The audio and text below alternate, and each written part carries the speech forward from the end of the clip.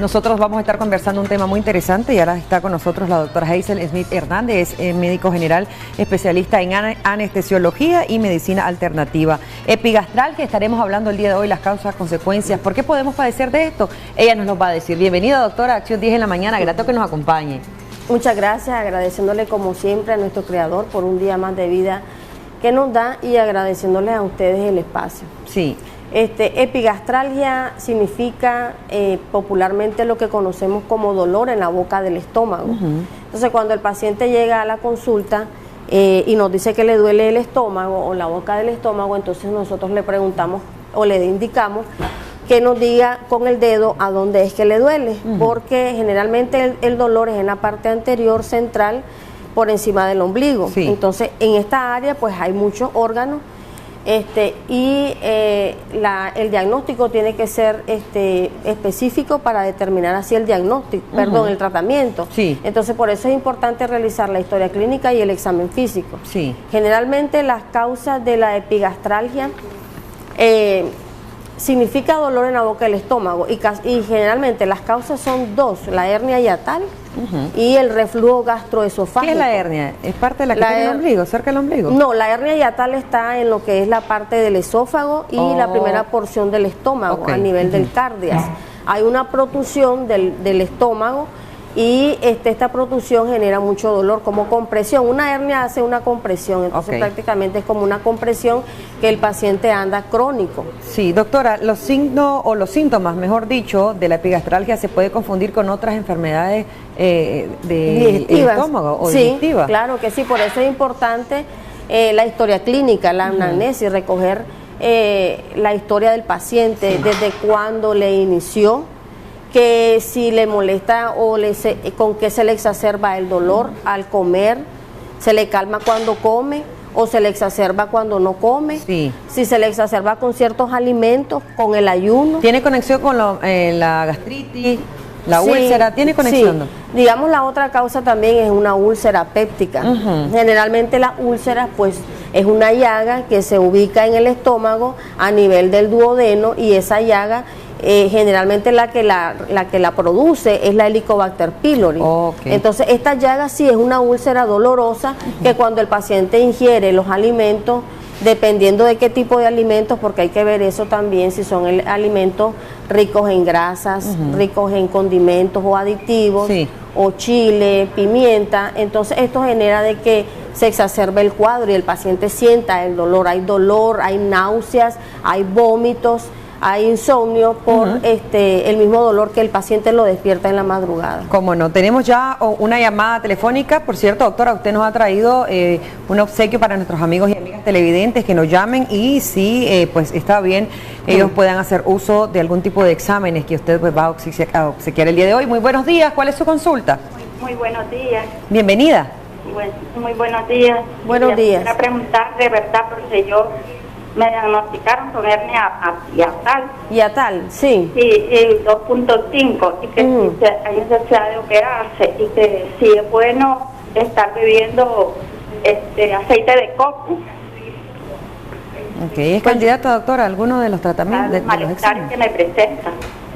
Aparte de usted siente la sintomatología porque tiene la hernia hiatal. ¿Cuántos años tiene usted? 53. Sí, generalmente después de los 50 se diagnostica este tipo de condición patológica.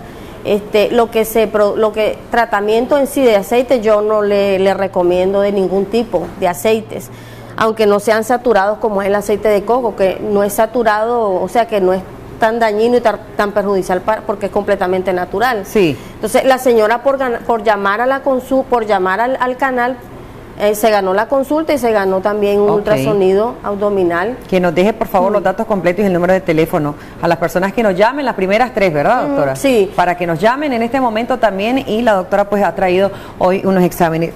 En relación a esto, el diagnóstico que se da, doctora, el diagnóstico diferencial y qué tipo de exámenes se deben realizar para saber si estamos padeciendo o no de epigastralgia y qué condiciones nos da también. Sí, digamos, a la señora le diagnosticaron a través de una endoscopía de vía digestiva alta.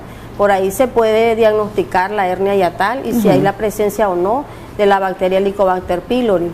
Generalmente, si no es a través de estos exámenes, se puede diagnosticar con la clínica, Sí. es decir, con la palpación de si hay, por ejemplo, el paciente dice que cuando come se distiende y al hacer la percusión hay timpanismo, significa que el paciente está produciendo muchos gases y esto genera compresión también, porque los gases, a veces el paciente no puede eructar, no puede canalizar gases y entonces todo el tiempo a veces se tiene que soltar, inclusive aflojar el pantalón porque la distensión es tan grande que le molesta y entonces hay ciertos alimentos que pueden producir o conllevar a que el paciente produzca más gases porque no tiene una buena digestión, Sí. digamos hay una dispepsia que generalmente la indigestión puede ser a causa de una infección, la infección la produce la misma Helicobacter pylori, pero puede ser también ocasionada por comida intoxicada, Ok. descompuesta, que a veces los pacientes pues guardan las comidas y después se las comen y tal vez ya están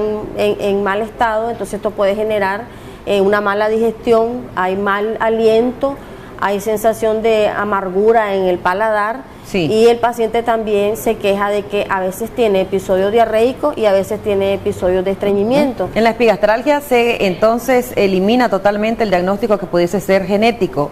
Todo viene por bacterias. Por bacterias, por lo que introducimos a la Ok, boca. lo que comemos. Sí, hay que también descartar si no es una apendicitis, Ok. porque a veces la distensión abdominal se puede confundir con otro tipo de patologías y entonces por eso es importante hacer un buen examen físico para así determinar qué es. ¿Cómo no? Tenemos una llamada. Muy buenos días. Adelante, le escuchamos. Sí, buenos días. Sí, caballero. ¿Cuál es su consulta? Sí, con la doctora, que yo padezco de un dolor en la boca del estómago. En el lugar es que le decimos el cosito de pollo. Ahí en esa área, ahí donde me duele mucho, ya tengo buen rato, buenos años por tener ese dolor. Ya me han hecho endoscopía, ¿verdad? Y tengo pues problemas de úlcera. Pero siempre ese dolorcito, un dolorcito agudo, coma lo que coma, siempre tengo ese dolor. ¿Qué edad tiene usted, caballero? 54. Ok, déjenos sus datos completos y el número de teléfono. También se ha hecho acreedor de otro de los exámenes, doctor. Sí, por la edad de él le podemos regalar un electrocardiograma. Ok. Porque bastante importante es el hecho de que cuando hay este dolor se irradia hacia el tórax, hay un dolor precordial y entonces a veces la gente cuando tiene ese dolor en la boca del estómago se automedica y tal vez es una condición cardíaca. Sí. Entonces, por eso es importante descartar a través de la historia clínica y hacer un buen diagnóstico, porque a lo mejor el paciente no es un problema propiamente del estómago, sino del corazón. ¿Puede causar esto, doctora? Sí, es que, digamos, un infarto agudo al miocardio produce dolor de estómago, náuseas, mareo, vómito y tal vez la paciente cree que es un problema Tiende a digestivo. confundirse, Y entonces sí, porque ambos tienen el mismo origen embriológico, entonces tienen las mismas terminaciones nerviosas. Entonces a veces el paciente se queja de una opresión, o sea, un dolor precordial y probablemente sea que tenga una cardiopatía. Digamos, en estos tiempos, ahorita con estos calores, hay muchos pacientes que son hipertensos y que no se están tomando el tratamiento y generalmente pues les da el infarto agudo al miocardio. Ok. Entonces, ¿El peso tiene que ver, doctora? Sí. Ok, ya hablamos de eso. Tenemos una llamadita en espera. Buenos días, adelante, le escuchamos. Aló, buenos días. Sí, le Buenos escuchamos. días. Es que me gustaría hacer una consulta a la doctora. Sí, Cuando ingiero alimentos o no ingiero alimentos, siento en la garganta que estoy lleno, pero no he ingerido alimentos. Y también tengo muchas ganas de eructar, pero no puedo. ¿también tiene, perdón? Ganas de eructar, Ok, Y no puede. no. ok. ¿La edad que tiene usted? 23 años. ¿Nunca ha ido al médico? ¿Le han diagnosticado algún tipo de enfermedad? Sí, pero me dicen que tengo gastritis crónica y me recetan omeprazol, pero nada más. ¿Qué tiene, dice? Gastritis Gastritis Ah, crónica. ¿ya le hicieron alguna endoscopía? No, nunca. Ok, déjenos sus datos completos y su número de teléfono. ¿Por qué consultaba esto, doctora? Porque nosotros como pacientes a veces decimos, me dijeron que tenía esto, pero a veces desconocemos qué tipo de exámenes nos pueden confirmar el diagnóstico de los especialistas. ¿En este sentido, doctora? Es correcto. Una gastritis crónica, por ejemplo, gastritis es inflamación de la mucosa gástrica que puede ser causada por que el pH del estómago ácido esté más ácido de lo normal, por eso mandan Supuestamente la gente cree que son protectores de la mucosa gástrica, Sí. la lansoprazol, la omeprazol, Sí. la pantoprazol, pero son inhibidores de la bomba de protones, que lo que hacen es inhibir la producción de más líquido, Ok. de ácido clorhídrico, perdón, entonces de ácido clorhídrico. Entonces, ¿qué es lo que pasa? Generalmente cuando hay abuso de AINES, que son los analgésicos antiinflamatorios no esteroides, como el ibuprofeno, la diclofenac, la aspirinita, estas tienden también a desarrollar este tipo de gastritis, pero es por fármaco.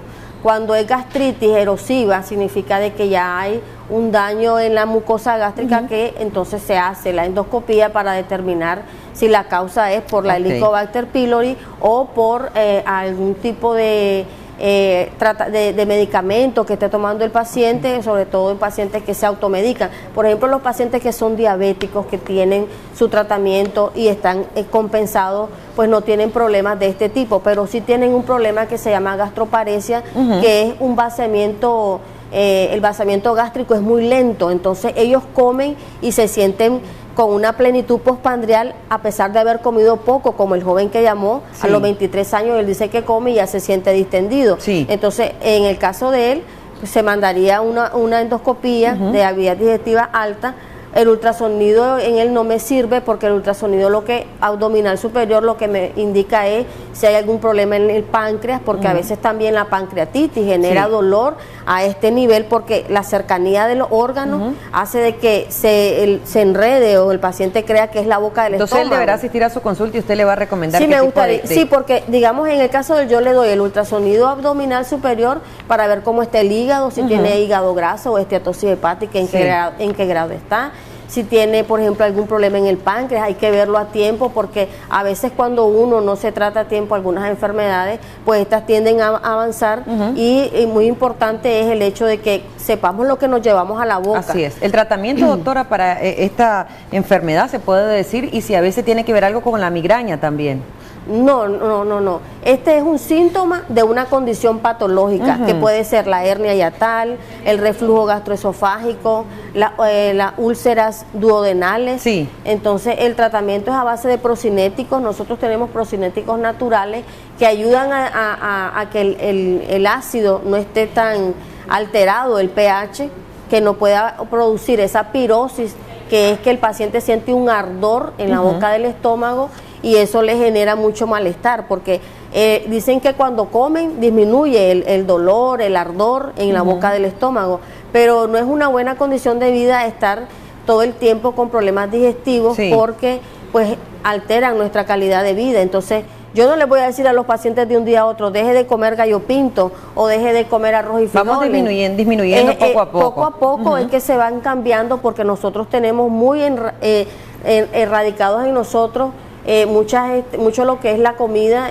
típica de nosotros. Entonces no le puedo decir. Es riquísima, doctora, imagínese un bao, un vigorón. Sí, el gallo pinto, Ay, delicioso, que es lo de ¿verdad? los nicaragüenses. Entonces no le puedo decir, deje de comer gallo pinto de un día para otro. Lo que le puedo decir es que disminuya las raciones de comidas ricas en carbohidratos y que haga varias comidas en el día. Sí. ¿Se cura la epigastralgia o se mejora, doctora? Se mejora dependiendo en qué grado llega el paciente. Si el paciente tiene más de un mes de estar con esta condición, significa que es una enfermedad crónica. Si tiene menos de un mes, podemos mejorar la condición de vida y probablemente curar la enfermedad. Porque si encontramos el origen, el tratamiento es efectivo. El peso se nos quedó, ¿el peso tiene que ver? Generalmente en los pacientes que son obesos sí, porque hay demasiado carbohidratos, hígado graso, puede haber grasa también en lo que es el páncreas, entonces sí influye, claro que sí. Cómo no, doctora. Muchísimas gracias, nuestra especialista, la doctora Hazel Smith Hernández, médico general y también anestesióloga de la Clínica de Medicina de Alternativa. Recuerden ustedes, ahí estaríamos en pantalla los números de teléfono de la doctora Smith para que usted haga una cita en este momento. Los pacientes que se hicieron acreedores de su cita, no la pierdan, por favor, llámenle a ella para que les diga el día y la hora exacta que les va a atender, de igual forma los que se ganaron los tipos de exámenes que ella también obsequió el día.